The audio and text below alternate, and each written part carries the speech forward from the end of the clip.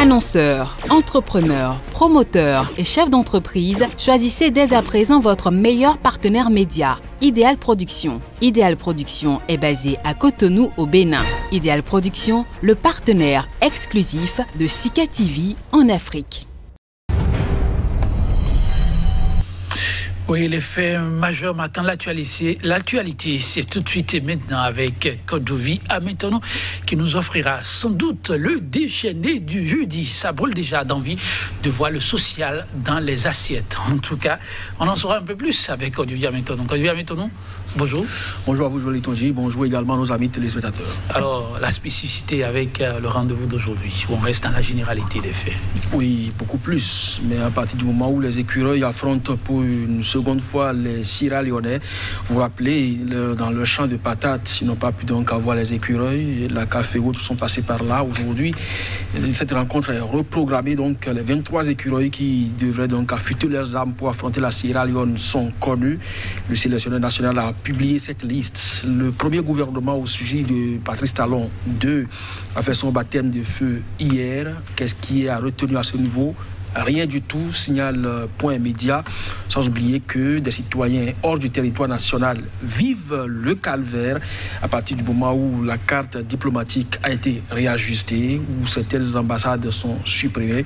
Et bien, disposer aujourd'hui d'un passeport, ce papier qui vous permet donc de voyager, pose problème à l'international dans certains pays.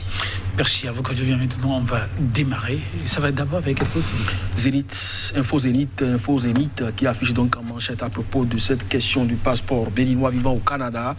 Impossible de renouveler leur passeport sur place, s'exclame ce quotidien.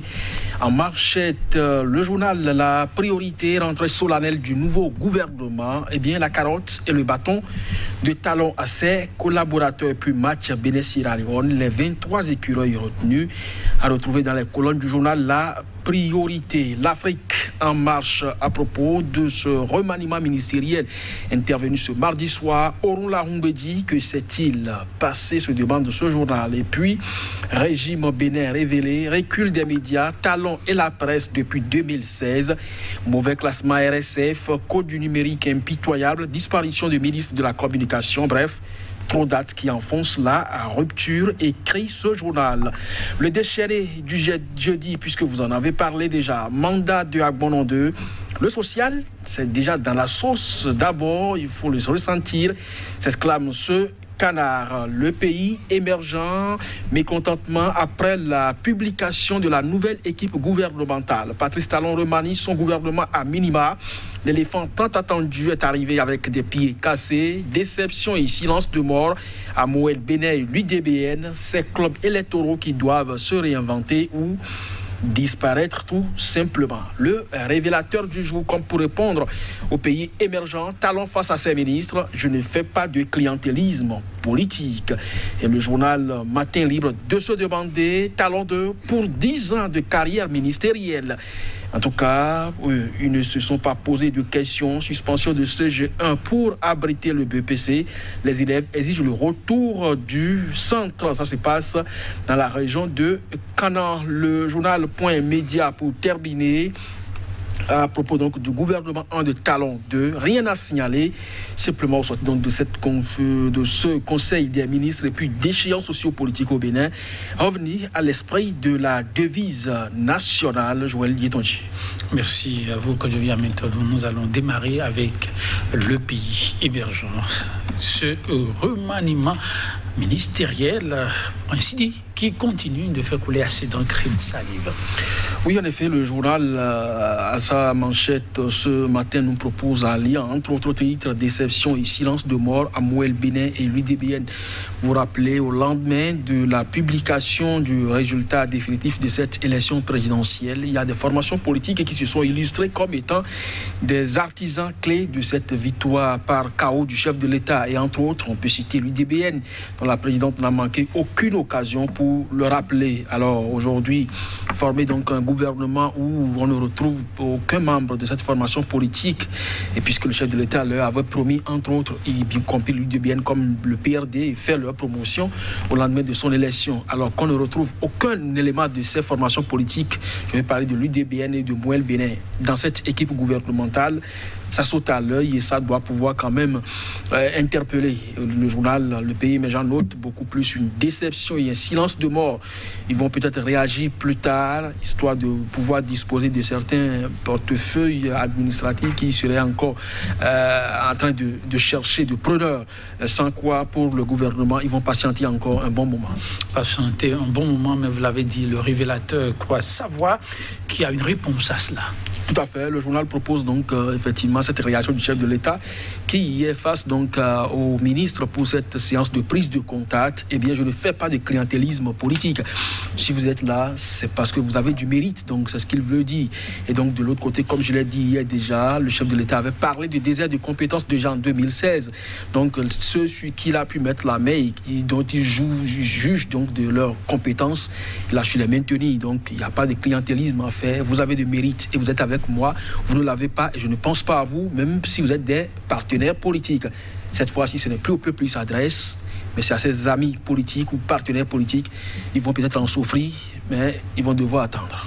Ils vont devoir attendre, oui. La priorité revient sur ce rendez-vous qui aurait pu, dit-il, être un grand rendez-vous, mais cela aura été une prise de contact avec des notes bien précises du chef de l'État, entre autres ce que vous avez rappelé tout à l'heure. Oui, il faut du mérite, mais il faut travailler. Il faut travailler à rendre le gouvernement, du moins le ministère dont vous êtes responsable, plus attrayant et également au service du peuple. Donc cette fois-ci, le social dont parle le chef de l'État, c'est beaucoup plus la création de services au bénéfice de la population. Et en retour, la population aussi doit pouvoir adhérer à ces services. Ça dit donc que c'est pratiquement du donnant-donnant. Mais là, il ne faut pas croire que c'est de l'argent que le gouvernement, dans ce social-là, va mettre facilement à la disposition du public. Vous devez donc accepter les services qu'on va proposer. Et donc, c'est un service, ça se paye. Donc, rassurez-vous, on va desserrer les ceintures, mais il faut davantage mettre la main à la poche. On attend de voir comment ça va se passer. Pour l'instant, c'était un son à saliver. Quand je maintenant, avant d'y aller, il parlait peut-être social. L'Afrique en marche revient sur la disparition du portefeuille de la communication qui continue de faire grand bruit, mais en lien avec la presse. Oui, je crois que RSF déclasse le Bénin de par ses dernières publications. Le code du numérique impitoyable parce qu'au nom de ce code-là, des journalistes sont retrouvés 6 mois derrière les barreaux, alors qu'en principe, il y a une disposition aujourd'hui dans la République, la loi sur la dépénalisation des délits de presse. Donc un journaliste en principe ne devrait plus aller en prison au vu donc de cette loi-là. Mais aujourd'hui, il y a cette disposition du code du numérique qui permet aujourd'hui facilement d'envoyer un journaliste en prison, même s'il apporte les preuves de sa publication. Vous parlez donc du ministère de la Communication qui a disparu. Eh bien, je crois qu'au-delà de la justification du chef de l'État qui pense que c'est un ministère désuet et la communication, on peut donc le remettre à quelqu'un qui fait rien que la propagande du gouvernement et donc laisser les journalistes à la solde de la haute autorité de l'audiovisuel et de la communication. Au-delà de ça, c'est qu'il ne veut pas, à mon avis, faire de frustrer, parce que si le ministre partait de ce département ministériel et voit que quelqu'un l'a remplacé, il peut être frustré. Maintenant, on lui a dit, tu pars, mais tu pars avec ton ministère. Ce n'est pas compliqué aussi que ça. Ce n'est pas compliqué, c'est la réalité, oui. Quand je viens maintenant, oui, du social, on en a parlé, on est jeudi aujourd'hui. Il nous en vaudrait de ne pas en parler. Oui, le déchaîné du jeudi qui revient sur le social. Oui, tout à fait. Le journal l'a écrit. Il met donc un mandat de Agbonon 2, le social, en interrogation. Mais là, dans la source d'abord, s'exclame-t-il. Oui, parce qu'on a parlé longtemps du panier de la ménagère qui, au lieu d'être vide, a été troué par les 5 années écoulées. Aujourd'hui, oui, ici, le chef de l'État met donc l'accent sur le social à travers donc ce mandat qui va démarrer. tout ce qui a été cassé ne peut plus être refait, mais de toutes les façons, pour ce qui concerne le panier de la ménagère, on doit pouvoir rafistoler les soudures et procéder d'une manière ou d'une autre à son remplissage. Donc le journal Le Déchaîné du jeudi propose que l'on ressente donc ce social-là dans la sauce. Ce n'est pas comme pour dire, suivant l'expression, parce que ça vient du Cameroun, ou quand on dit que vous êtes dans la sauce, c'est que vous êtes pratiquement fini.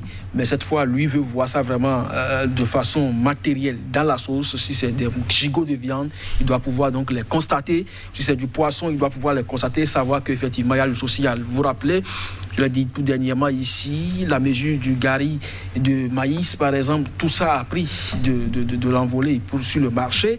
Même l'huile rouge, ça coûte de plus en plus cher. C'est des produits vivriers que nous avons donc sur le marché.